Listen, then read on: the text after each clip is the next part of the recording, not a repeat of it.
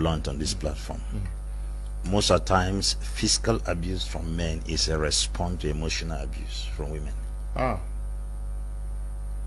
Emotional abuse from the women provokes physical abuse. It is a response. Break it down. Also, I will add to that part, emotional plus psychological abuse of women. No, respond. Yeah. No, let him come. You butcher. Please. No, we're getting is that what you're saying? I get it. There is abuse on both parts. That is, the man goes physical, but the woman is giving emotional torture. Yes, okay, yes. I repeat again, most physical abuse from men is a response from emotional abuse from women. Okay. Take it or you leave it. Men at times are not mad to get up and start beating a woman.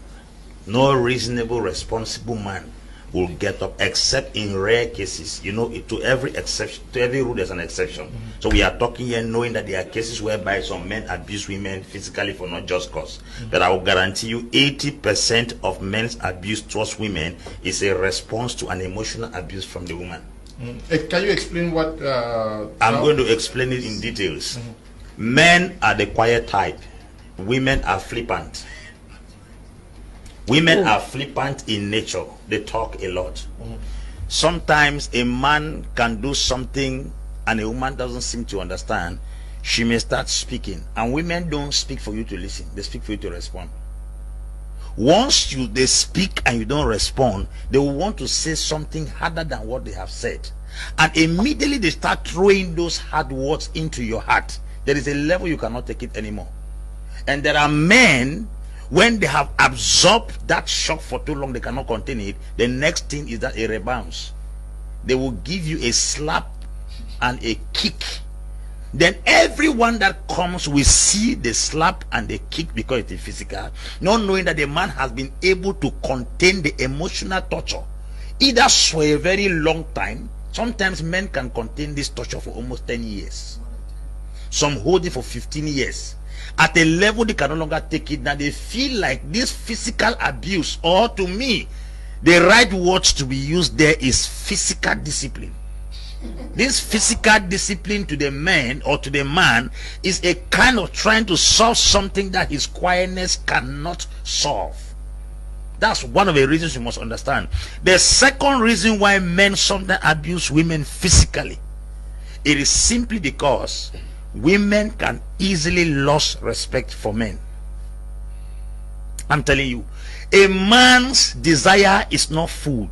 Cook the best food, he can get it in a restaurant. A man's desire is not sex. He can get it in the street through a side chick. A man's desire is not your attire. The greatest thing you will ever take from a man that will cause the beast in him to come out is his respect. Inherent in every man is a king and a beast. If you choose to be a queen, you will bring out the king in him. If you be a torment, you will bring out the beast in him.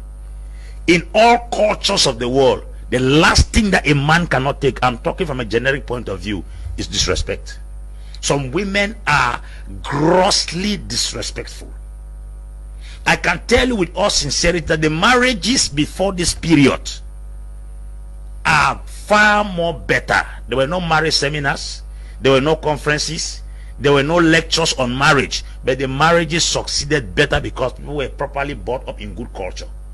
This thing called women emancipation has not been defined in a proper context. Women emancipation is the ability and liberation for women to enter into governance, not to dominate in marriage. The women emancipation concept should be properly defined and then re-drilled again in the minds of women, because some women have taken this women emancipation into marriage.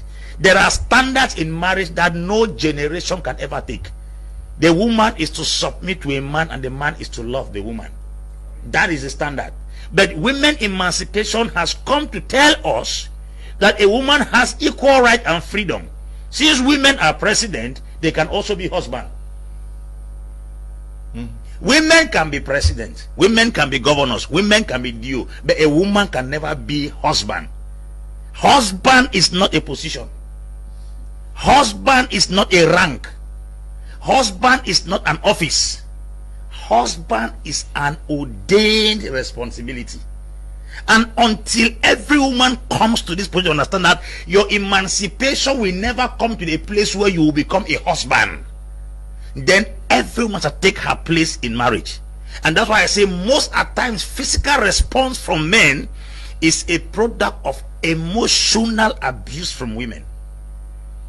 The next thing we have to understand, Mr. Liu, is this: not everybody has the same capacity. Women compare a lot. A woman will want her husband to be like her neighbor's husband. I'm telling you. The minute you start quarreling, you say that, look at Papa Junior there. He goes out with a car. Here you are with one jalopy bike every day.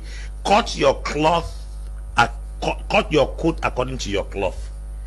Any man that God gives you, it is because that is the capacity of man you can manage. God cannot give you something better than you, because if you were better off, God will give you something better. So please let us understand this, that people will most of the time say, look at a useless man that beats his wife. I don't support wife beaters, but I can tell you, before a man will raise his hand, what were you doing there until he got to the extent of raising his hand on you? We grew with our mothers in the 80s that our father will make, we want to react. By the time they are talking, she gives way. A woman may talk to the extent of sending her finger into your nostrils because of women emancipation. I think we should go back and redefine this concept of women emancipation. A woman can be a president like Angela Merkel. She can be a governor. She can be an SDO. She can be a DO. She can never be a husband. Whether you are anybody than your husband, whether you are more educated than him, that position, husband, is a rank that God has positioned and nobody breaks it. Okay.